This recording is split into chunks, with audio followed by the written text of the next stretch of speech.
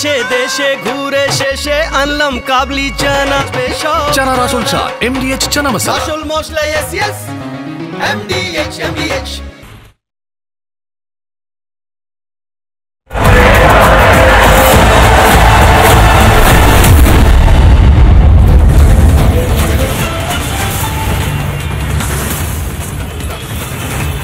নমস্কার, দেখছেন রিপাবলিক বাংলা। আপনাদের সঙ্গে রয়েছে আমি সৃজিতা। শুরু করছি আজকের হচ্ছেটা কি। আমরা অন্যান্য দিন খুব গলা চড়িয়ে বলি, চোখে চোখ রেখে কথা বলবো, হচ্ছেটা কি এই রাজ্যে তা নিয়ে প্রশ্ন করব, জোরে জোরে গলা উঁচিয়ে মিনমিন আমরা করব না। কিন্তু আজকের যা পরিস্থিতি না, আজকে ওই 26,000 জন মানুষের এবং তাদের পরিবারের ঠিক যে পরিস্থিতি হলো না, তারপরে আর গলা উঁচিয়ে চেঁচিয়ে কথা বলতেও কেমন আটকে যাচ্ছে। গলার কাছে মনে হচ্ছে যেন কিছু দলা পাকিয়ে আসছে। আমরা ওই পরিস্থিতিটার মধ্যে নেই, এটা আমাদের সৌভাগ্য যে এখনো অবধি আমরা যে যার কাজটুকুনি করছি। যারা এই মুহূর্তে ওপারে বসে দেখছেন, হয়তো অনেকেও এখন অফিস যাচ্ছেন, মাস গেলে স্যালারি পাচ্ছেন, কিন্তু বিশ্বাস করুন এমন বহু মানুষ রয়েছেন যাদের এই মুহূর্তে যে অবস্থা, তারা জানেন না যে কয়েকদিন পর কি করে সংসারটা চলবে। মা বাবা অসুস্থ হলে তার ট্রিটমেন্টটা কি করে হবে, ছেলে মেয়ের পড়াশোনাটা কি করে হবে, শারীরিক সুস্থতা কিভাবে বজায় থাকবে, তারা জানেন না। তারা জাস্ট জানেন না। তারা জানেন না যে তারা পড়াশোনা করে নিজেদের যে ক্যারিয়ারটা তৈরি করলেন, আগামীর ভবিষ্যৎ তৈরি করার সংকল্প নিলেন, সেই জায়গাটায় তারা নেই। যারা যোগ্য, আমি তাদের কথা বলছি, তারা নেই তারা জানেনই না তারা কি করবেন। তারা বাকরুদ্ধ হয়ে গেছেন। আর বিশ্বাস করুন, ওই পরিস্থিতিটাকে বোঝানোর মতো ভাষা এই মুহূর্তে আমার কাছেও নেই।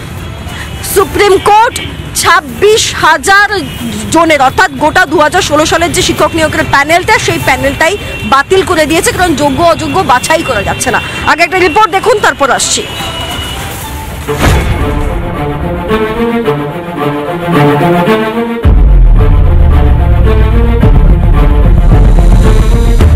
পাপ আর পুণ্যের মধ্যে যখন সংঘাত হয়, নিরাপরাধ কিছু মানুষ তার বলি হয়। গোড়ায় গলদ ছিল, তো যেখানে গোড়ায় গলদ সেখানে তো কোনোভাবেই এই রিক্রুটমেন্ট প্রসেসকে বাঁচানো যেত না। যারা নিরাপরাধ তারাও তো এই জিনিসটার বলি হলো। পুরো প্যানেলটাকে বাতিল করা হয়েছে। যদি টেন্টেড আর আনটেন্টেড এর মধ্যে ডিফারেন্সটা করা হবে, ইনকোয়ারি কতদিনের ভিতরে সমাপ্ত করতে হবে, বলা হয়েছে যে 3 মাসের ভিতরে করা হবে। তো এই ডিটেলসগুলো তখন সে গিয়ে দাঁড়াবে, আর তখন গিয়ে বোঝা যায়।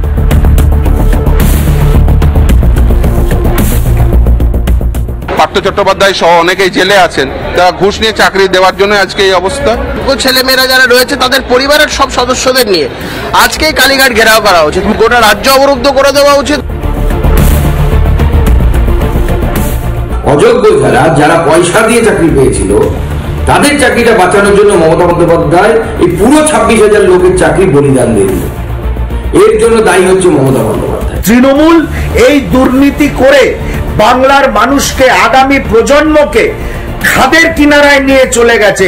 এর জন্য মমতা বন্দ্যোপাধ্যায় প্রকাশ্যে ক্ষমা চাওয়া উচিত।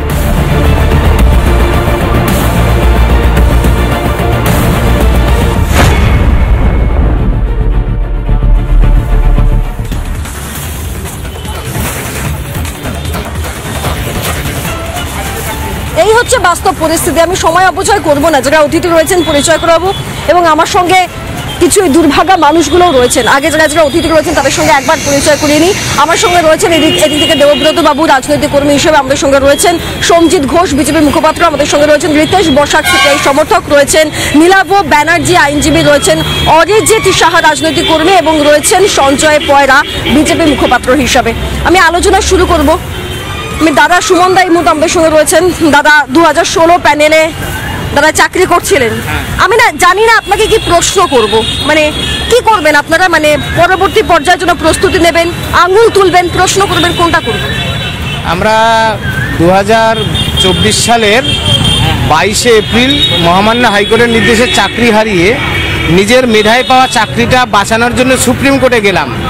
যে কোথাও কোনো অভিযোগ নেই, সিবিআই, এসএসসি অ্যান্ড আদার্স কিছু নেই, কিন্তু আজকে যে রায় হলো দেখলাম আমাদের চাকরি চলে গেল।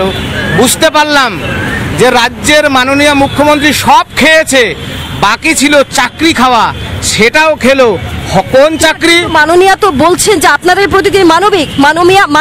মাননীয়া বলছেন যে এসএসসি এটা দেখার দায়িত্ব, এবং মাননীয়া এটাও বলছেন যে যারা আইনি লড়াই লড়েছে তাদের দিকেও প্রশ্ন তুলছেন। কখনো বিকাশ রঞ্জন ভট্টাচার্য, কখনো অভিজিৎ গঙ্গোপাধ্যায় তার নাম না করে তাকে তাক করছেন। মানে এই বিষয়গুলোতে আপনারা কি বলবেন? না, মাননীয় মুখ্যমন্ত্রী এরকম ভুলভাল মিথ্যে কথা বলেন।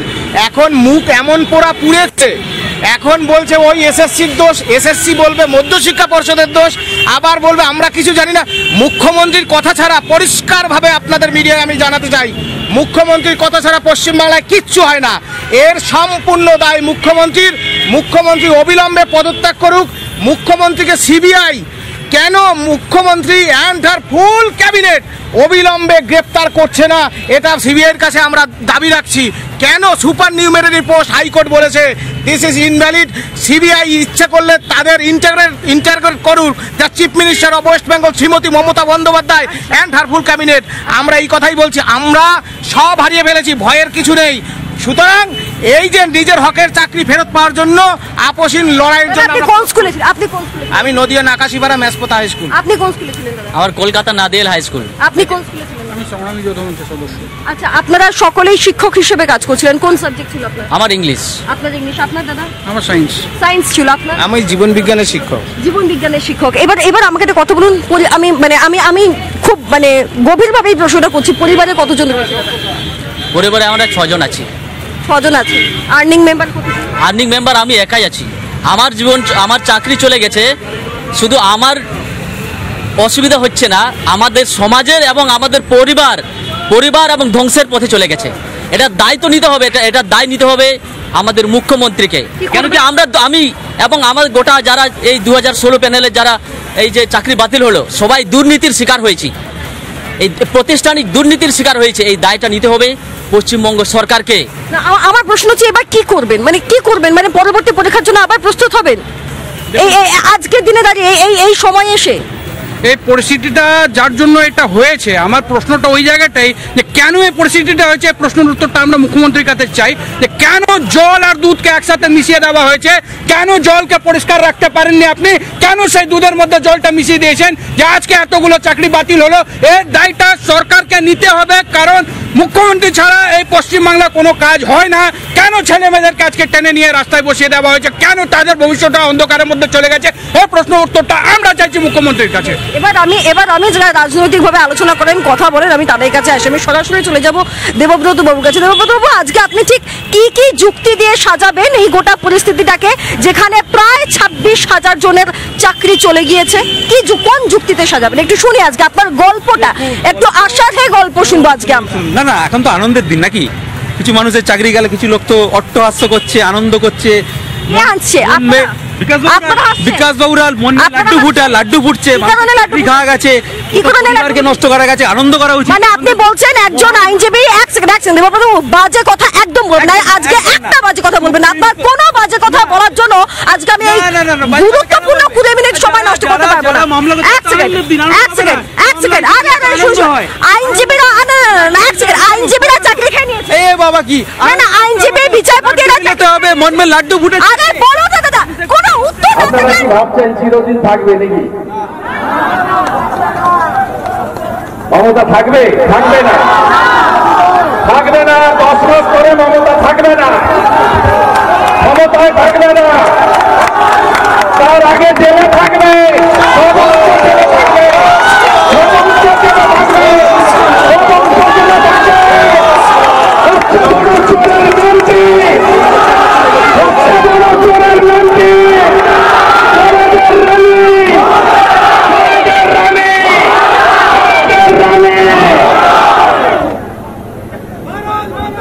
আমি অনেক মস্তানি দেখেছি। লাল সালু গায়ে ছিল, অনুরূপ পণ্ডা জিপে ঘুরতে, একদম ছোট থেকে দেখেছি তো সব ক্যালেন্ডার হয়ে গেছে। আমি কলেজ থেকে মিছিল নিয়ে আসতাম, এইখানে অ্যাটাক করত প্রশান্ত পাত্র আর দিলীপ ভাইকে, সব ক্যালেন্ডার হয়ে গেছে। আর আপনারাও ক্যালেন্ডার হবে। 22 সালে লালকাঠি পুরসভা লুট করেছিল ওই আইসি অমলেন্দু কৃষ্ণনগরে গেছে টাকা, আর অমরটা তোর বাবা। আর এবারে এখনকার যিনি এসপি আছে কি নাম, সৌমদীপ, আসানসোলের ছেলে, ব্যাংকে লুট করেছেন জিহাদিদের দিয়ে, 22-এ লুট করেছেন, 24-এ ফাঁকা করেছে লোকসভাতে। লোকসভাতে কোন বাপ তোমাকে বাঁচিয়েছিল? বাঁচাই কেন্দ্রীয় পুলিশ। ব্যাংকে লুট করেছো সমবায়ে, 26-এ সাফ করবো, সাফ করবো, সাফ করবো। 16টার মধ্যে 15টা লিড আছে জেলায়, 16টাই দেবো, দিয়ে গেলাম। হিন্দু যদি বাঁচতে চাও, হিন্দু যদি বাঁচতে চাও, হিন্দু যদি বাঁচতে চাও, হিন্দু যদি বাঁচতে চাও,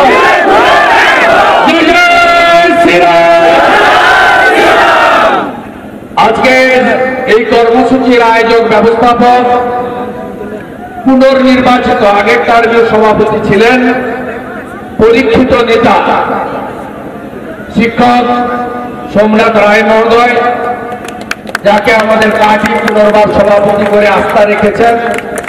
যেহেতু আমরা বিধায়কদের এবারে সভাপতি করিনি পার্টির গাইডলাইন মেনে, তাই আরেক সজ্জন প্রাক্তন সভাপতি বিধায়ক আমাদের নেতা অন্য জগৎ থেকে, শিক্ষার জগৎ থেকে এসে এই জগতে কাজ করছেন।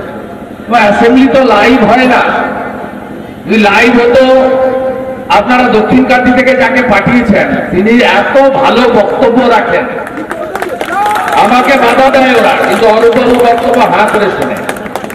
অরূপ দাস মহোদয়, উত্তরকান্তির বিধায়িকা সুমিতা সিনহা মহোদয়, খেজুরির এমএলএ ভাই শান্তনু প্রামাণিক মহোদয়, আমরা এখানে চাঁদের হাট বসিয়ে দিয়েছি।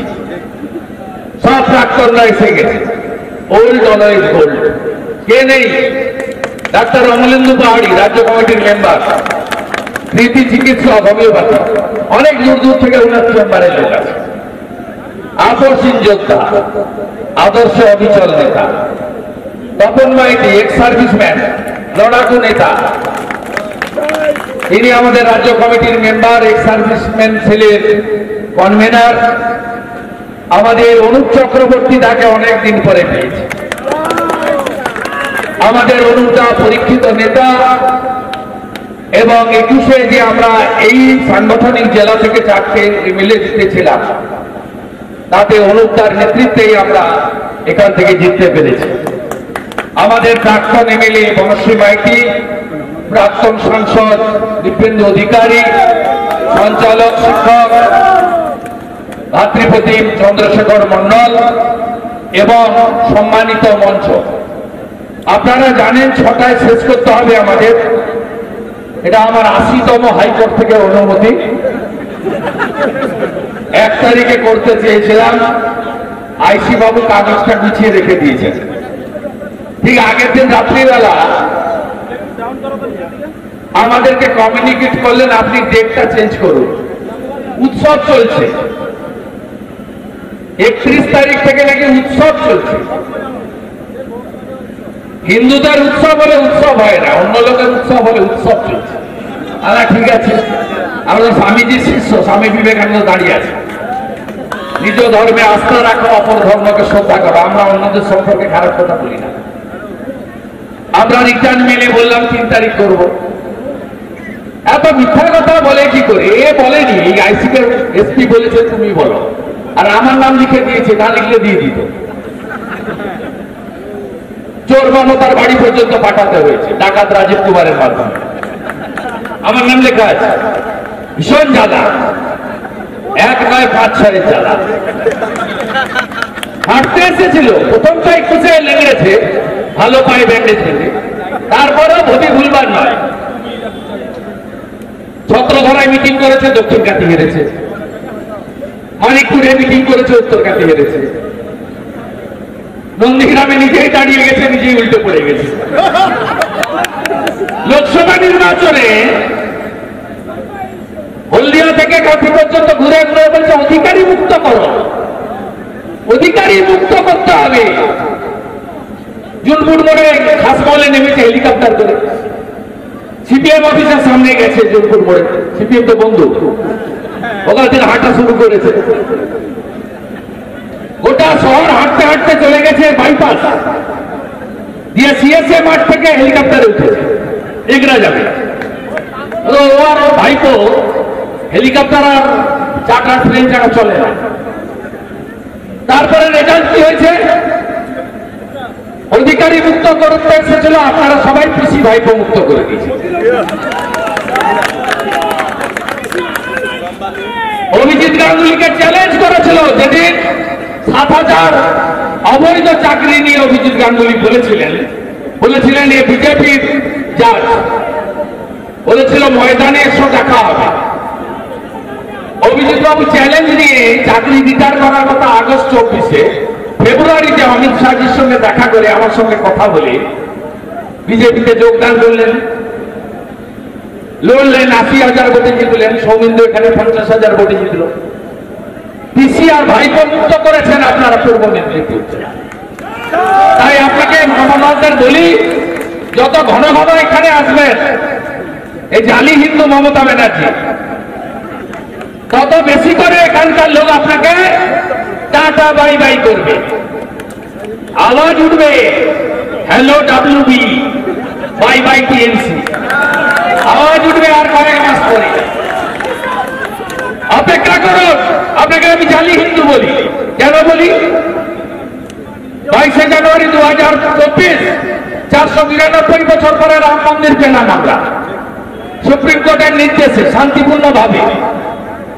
আপনি কলকাতার পার্ক সার্কাসে মিছিল করছেন, অনেক অবিজেপি রাজ্য আছে তারা মিছিল করেনি, এই মুখ্যমন্ত্রী মিছিল করেছে। এই মুখ্যমন্ত্রী 66 কোটি হিন্দু 144 বছর পরে ত্রিবেণী সঙ্গমে স্নান করলো। বাংলা থেকে 2.5-3 কোটি হিন্দু গেছে, আমিও গেছি। সরস্বতী, গঙ্গা, যমুনা মায়ার মাতার সঙ্গম স্থলে। এর বলছে বিধানসভায় দাঁড়িয়ে ওটা মহাকুম্ভ নয়, হিন্দু কুম্ভ। একে আপনি বলবেন? খুশির ঈদের দিন নামাজ পড়তে গেছিল রেড রোডে, দেখেছেন তো হিজাবটা পরার কায়দাটা? দেখেছেন? এরপরে হিন্দু বলবেন, গিয়ে বলছে গঙ্গা ধর্ম, হিন্দু ধর্ম গঙ্গা ধর্ম, হিন্দু ধর্ম গঙ্গা ধর্ম, সনাতন ধর্ম গঙ্গা ধর্ম। যে ধর্মের জন্য শ্রী চৈতন্যদেব প্রভু থেকে স্বামী বিবেকানন্দ প্রচার করেছেন, সবচেয়ে প্রাচীন ধর্ম, হাজার হাজার বছরের পুরনো, সেই ধর্মকে আপনি দাঁড়িয়ে বলছেন গঙ্গা ধর্ম। খেলাফত প্রভৃতির অনুষ্ঠানে গিয়ে আপনাকে জালি হিন্দু বলবো নাকি? আপনার সাহস আছে? আপনি কাগজ দেখাতে পারবেন দীঘাতে জগন্নাথ মন্দির বলে? ধপবাজিটা কি জানেন? সরকারি টাকায় মন্দির হয়। অযোধ্যা রাম মন্দির আপনারা আমরা তো তৈরি করেছি, লেগেছে 2200 কোটি, নিধি সংগ্রহ করেছে বিশ্ব হিন্দু পরিষদ। আপনি 10 টাকা, 50 টাকা, 100 টাকা সাধ্য মতো সবাই দিয়েছি আমরা, গোটা পৃথিবীর হিন্দুরা দিয়েছে। 3500 কোটি টাকা উঠেছে। হিন্দুদের কোন মন্দির সরকারি টাকা হয় না। আপনি জগন্নাথ ধাম যেটা করেছেন দীঘাতে 200 কোটি না 300 কোটি, তারও অর্ধেক হয়তো ঝেড়ে দিয়েছে কলকাতার ঠিকাদার, ভিটকো বানিয়েছে। কি লিখা আছে জানেন কাগজে? Shri Shri Jagannath Dham cultural centre. মন্দির লেখা নেই কোনো কাগজে। আচ্ছা, দম আছে আপনার? আপনি বলছেন পুরীর আদলে মন্দির, পুরীর মন্দিরে 4টে ভাষায় কি লিখা আছে জানেন? হিন্দুদের মাঠ থেকে শুরু করে সমস্ত কাজ করছেন, যার অনেস্টি আছে কিনা, যার উপর বিশ্বাস করা যায় কিনা, কোনো কিছু দেখার ক্রাইটেরিয়া আপনারা উল্লেখ করেন। সার্ভারে দেওয়া তথ্য এবং পরবর্তীকালে নতুন করে আসা তথ্য থেকে দেখা যায় যে একাধিক ক্যান্ডিডেটের লিখিত পরীক্ষার প্রাপ্ত নম্বর এবং ওয়েবসাইটে তোলা নম্বরের মধ্যে ব্যাপক হেরফের। আমি আগেও বহুবার বলেছি, আমার একজন স্বর্গত মাস্টারমশাই, এখন তিনি মারা গেছেন খুব অল্প বয়সে, তিনি এসএসসির ইন্টারভিউ দিতে এসেছিলেন মালদাতে। এসে আমাদের ডিপার্টমেন্টে এসেছিলেন, যেহেতু মালদায় আমি ভোটের ডিপার্টমেন্টে তখন অধ্যাপক ছিলাম, তিনি এসে কনফেস করে গেছিলেন যে আমাদেরকে নিয়ে সই করিয়ে দেওয়া হচ্ছে মার্কশিটে, কোনো নাম্বার বসাতে দেওয়া হচ্ছে না। এটা আমি তখনকার কথা বলছি যখন আমি রাজনীতি থেকে শত দূরে থাকতাম। সেটা আমরা দেখছিলাম চোখের সামনে কিভাবে নির্লজ্জের মতো মাস্টারমশাই হওয়ার চাকরি বিক্রি হয়ে যাচ্ছে। আর সেই মুখ্যমন্ত্রী যিনি অসার বসিয়ে ডালা নিয়ে হাটে মাস্টারমশাইদের চাকরি বিক্রি করেছেন, শিক্ষকদের চাকরি বিক্রি করেছেন, সেই মুখ্যমন্ত্রী আজকে চোরের মায়ের বড় গলা নিয়ে কথা বলছেন। লজ্জা লাগে না আপনার? এরকম নির্লজ্জ মুখ্যমন্ত্রী, এরকম মহাপাপ ভারতবর্ষের আর কোন মুখ্যমন্ত্রী করেছে এটা সম্ভব? আজকে মুখ্যমন্ত্রী আপনাদের সামনে এসে আমাদের সামনে এসে মুখ দেখাচ্ছে। আপনি আপনার দুধের গাইদেরকে নামিয়ে ভ্যান্ডালিজম করতে পারেন, গুন্ডামি করতে পারেন, ভোট লুট করে জিততেও পারেন, কিন্তু এই যে চুরি, এই চুরির হাত থেকে আপনি জীবনে বাঁচতে পারবেন না। দেশে দেশে ঘুরে শেষে আনলাম কাবলি চানা স্পেশাল। চানার আসল স্বাদ MDH চানা মশলা। আসল মশলা yes yes MDH। নানা ধরনের কন্টেন্ট দেখার জন্য লাইক করুন, শেয়ার করুন আমাদের ফেসবুক পেজ, সাবস্ক্রাইব করুন আমাদের ইউটিউব চ্যানেল। পাশাপাশি অন্যান্য ব্রেকিং নিউজের জন্য অবশ্যই চোখ রাখুন রিপাবলিক বাংলায়।